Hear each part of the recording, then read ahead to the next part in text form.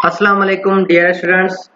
आज हम एक्सरसाइज 2.2 का क्वेश्चन नंबर 7 करेंगे मैथमेटिक 113 कोड में। इसमें कहा गया है कि find the value of n। अब n की वैल्यू फाइंड करनी है हमने। जैसे कि हमें ये एक एक्सप्रेशन दिया गया है मैथमेटिक में, a raised to power n plus 1 plus b raised to power n plus 1 upon a power n plus b power n। ये इसको कह रहा है कि ये दो नंबर्स के बीच में अर्थमेटिक मीन है। क्या है ये? अर्थमेटिक मीन है दो नंबर्स के बीच में। इसमें ये कह भी रहा है, ठीक है। और वो दो नंबर जो है a एंड b है, मतलब a और b के बीच में जो ये एक्सप्रेशन है ये अर्थमेटिक मीन है, ठीक है। तो इसको हल करने के लिए या तो हम इसको सीक्वेंस में भी लिख सकते हैं, या कहेंगे कि भाई जनरली हमें पता है कि पहले हमने पढ़ा था कि अर्थमेटिक मीन दो नंबर्स के बीच में किसके बराबर होता है? a प्लस बी अपॉन 2 के बराबर होता है, ठीक है। और इन दोनों नंबर्स के बीच में अर्थमेटिक मीन है क्या? ये है।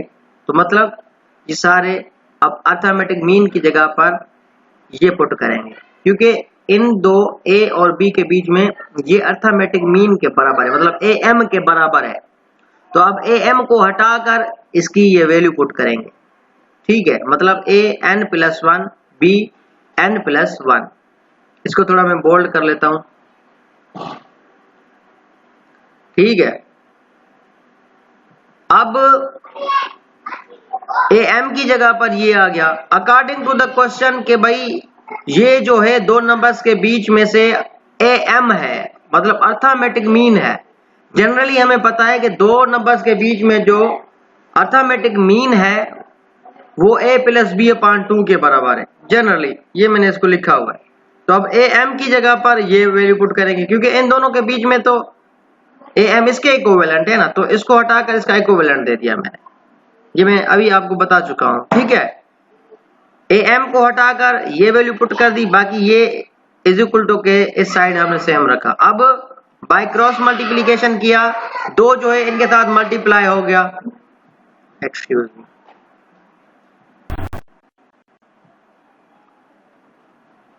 बाय क्रॉस मल्टीप्लिकेशन के साथ मतलब 2 जो है इन दोनों के साथ मल्टीप्लाई हो गया, और ये जो a n plus B N power है ये इन दोनों के साथ मल्टीप्लाई हो गया। दो जब इसके साथ मल्टीप्लाई हुआ तो 2a n plus 1 plus 2b n plus 1 is equal to, अब ये पहले इन दोनों के साथ मल्टीप्लाई होगा। पहले a जो है इन दोनों के साथ मल्टीप्लाई हुआ तो ये मिला a n plus 1 plus a b n plus अब b जो है इन दोनों के साथ मल्टीप्लाई होगा, मतलब a n plus b n के साथ। तो ये हमें मिला a n b plus b n plus 1, ठीक है। अब 2a n प्लस 1 ये सेम रहेगा, और प्लस 2b n प्लस 1 ये भी सेम रहेगा। अब ये जो a n प्लस 1 है ना पावर, ये यहां पर प्लस में है, across the is equal to ये यहां पर माइनस में हो गया। और इसी तरह से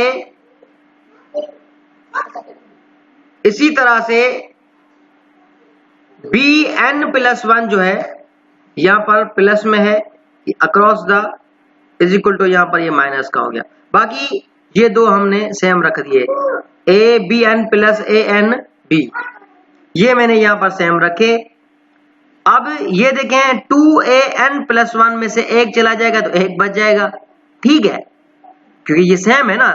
जिस चीज का जो है सेम पावर हो तो उसके कोफिशिएंट आपस में अगर ऐड होंगे तो ऐड करेंगे, सब्ट्रैक्ट होंगे तो सब्ट्रैक्ट करेंगे। तो मतलब कि 2a n प्लस 1 में से एक n प्लस 1 सब्ट्रैक्ट हो गया तो एक बच गया। इसी तरह से ये भी एक कट हो गया और एक ये एक बच गया, तो ये दोनों सेम रखेंगे। अब इसमें थोड़ा सा हम रीअरेंज करेंगे, ये a n प्लस 1 सेम रखेंगे अब ये बी एन प्लस वन ये इज इक्वल टू क्रॉस करके इधर आ जाएगा, और ये A N plus A B N same रखेंगे। अब ये जो ये है इधर माइनस में चला जाएगा, मतलब ये जो है इधर माइनस में आ जाएगा और ये जो है इधर माइनस में आ जाएगा। बाकी ये अपनी जगह पर रहेगा और ये ए एन प्लस वन अपनी जगह पर रहेगा। ठीक है, ताकि हम एक एक्सप्रेशन बनाए और एन की वैल्यू फाइंड कर सकें। ठीक है,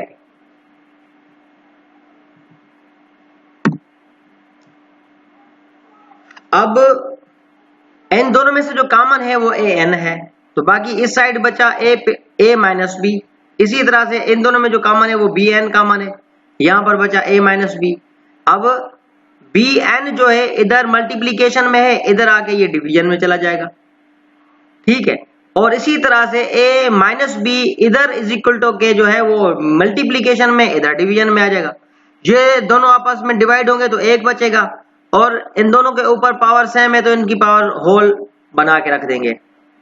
इस पावर को हम, ये जो सेपरेट सेपरेट पावर है इसको हम होल पावर भी बना सकते होते हैं। ठीक है, अब जैसे कि ये 1 है, अब इस 1 को हम डिजाइन करेंगे कि भाई क्या अब इसका बेस बनाएंगे, क्योंकि हमने n फाइंड करना है। अब n चला गया है एक्सपोनेंट की जगह पर, इसका बेस है a अपान b। अब हमें ये पता है किसी की भी पावर 0 हो वो 1 के बराबर होता है, या 1 तो किसी की 0 की पावर के बराबर होगा, मतलब वाइस वर्सा। किसी की पावर 0 हो 1 के बराबर होगी, या 1 उसके बराबर होगा जिसकी पावर 0 है। इसी तरह से इस बेस को मतलब के कंपेयर करने के लिए मैंने इस 1 को ऐसे डिजाइन किया कि रहे ये 1 ही, लेकिन हमें ये बेस भी मिल जाए। तो मैंने रखा a अपान बी बेस बनाकर उसको पावर दे दी 0, क्योंकि किसी की भी पावर किसी की भी पावर 0 होगी तो 1 के बराबर होगा। तो इसी तरह 1 भी इसके बराबर लिख सकते हैं, वाइस वर्सा, क्योंकि ये भी इसकी वर्थ भी 1 है और ये वैसे भी 1 है। तो ये मैंने a अपान बी इसलिए लिखा क्योंकि n को मैंने फाइंड करना है। अगर मैं n को फाइंड करूंगा तो n का जो बेस है, जो वेरिएबल है या बेस है वो a अपान बी है, तो इधर भी मैंने बेस बनाना पड़ेगा। अब कंपेयर करेंगे दोनों आपस में एक्सपोनेंट कि ये बेस सेम है, ये बेस सेम है। इधर इस बेस को एक्सपोनेंट n है, इधर इस बेस को एक्सपोनेंट 0 है, तो मैं कहूंगा कि भाई कंपेयरिंग द एक्सपोनेंट, तो n हमें 0 मिला, 10 हमारे पास n की वैल्यू 0 आ गई। ये हमें सवाल में पूछा गया था कि find the value of n। ये देखें, इसमें कहा गया था find the value of n। ये एक्सप्रेशन दिया गया था, ये जो था दो नंबर्स के बीच में अर्थमेटिक मीन था, दो नंबर a और b थे। जनरली हम जो है अर्थमेटिक मीन को ऐसे लिखते होते हैं। अब अर्थमेटिक मीन की जगह पर ये पुट करेंगे क्योंकि ये अर्थमेटिक मीन के इक्विवेलेंट है, तो ये जो है सेम रखेंगे, मतलब इसको हटाकर ये रख देंगे और ये हम सेम रखेंगे। बाय क्रॉस मल्टीप्लीकेशन करेंगे तो ये 2n के साथ मल्टीप्लाई हो जाएगा और ये an प्लस bn इन दोनों के साथ मल्टीप्लाई हो गया। जब मल्टीप्लाई किया तो ये हमें एक्सप्रेशन मिला, ये और ये एक्सचेंज किए, मतलब कि a सेम पावर वाले इधर चले गए, क्योंकि यहाँ पर 2an प्लस 1 है, इधर एक n प्लस 1 है, तो ये यहाँ पर प्लस में इधर माइनस में आ गया। इसी तरह से ये प्लस में इधर माइनस में आ गया।